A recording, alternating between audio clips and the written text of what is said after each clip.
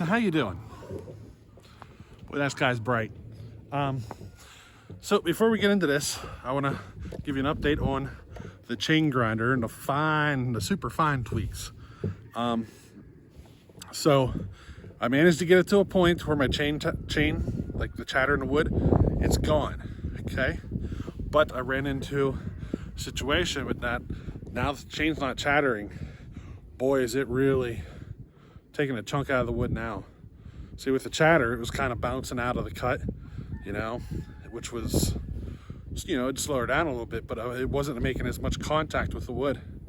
But now that I got that smoothed out, whew, boy, is she really pulling on the chains hard, you know?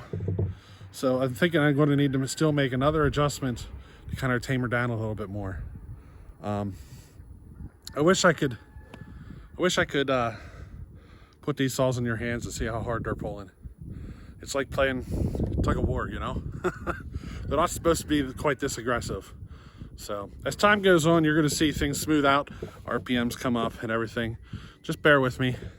I'm looking for that sweet spot to where they're as aggressive as possible, but still maintain, you know, chain speed. So just a little update on that. Alrighty. Today, I'm gonna run Andrew's Pioneer 3270 that I ported.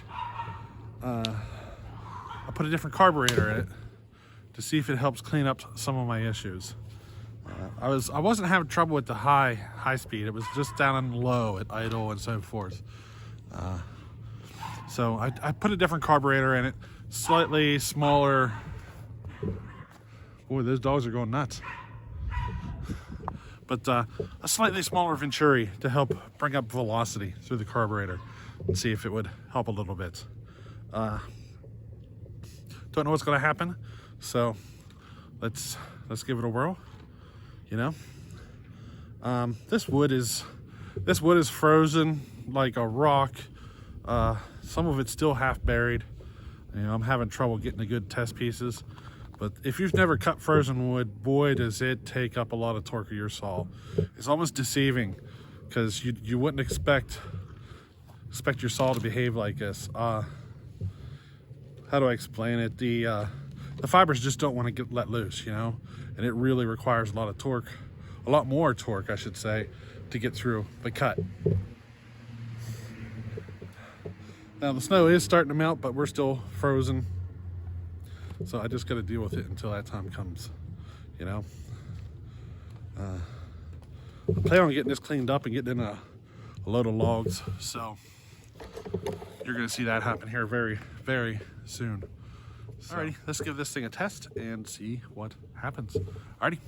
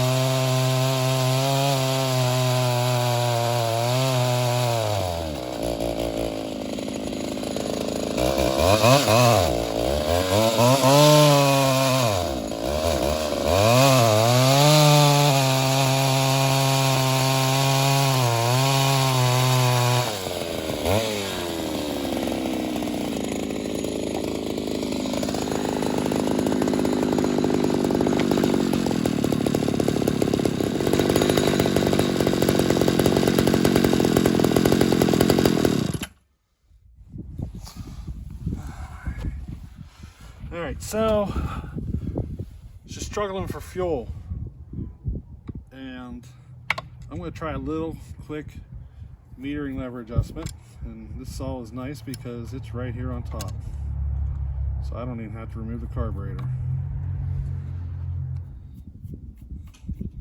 Today is one of those super cold days, so it's actually a good idea to test today because it takes more fuel, you know.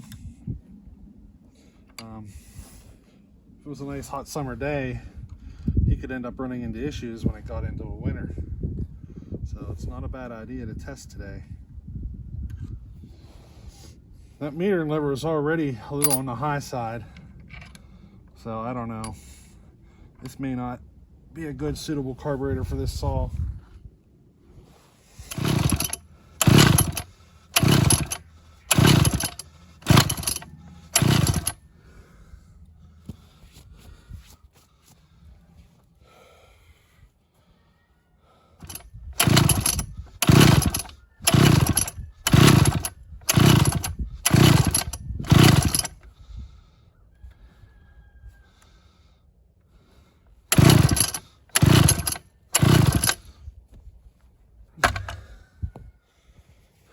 All right, so she doesn't want to start now.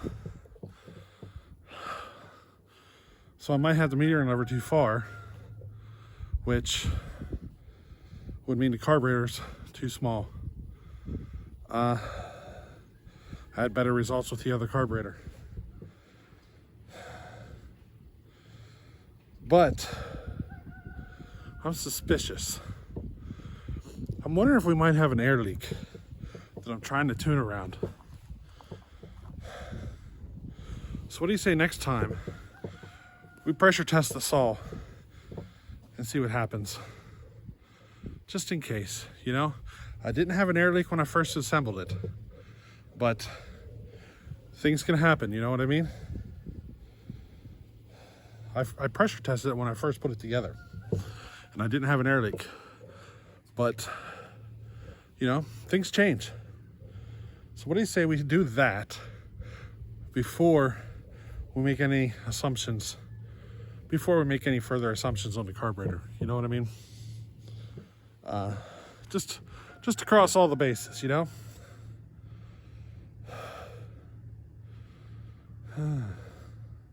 Yeah, I think that's what we'll do.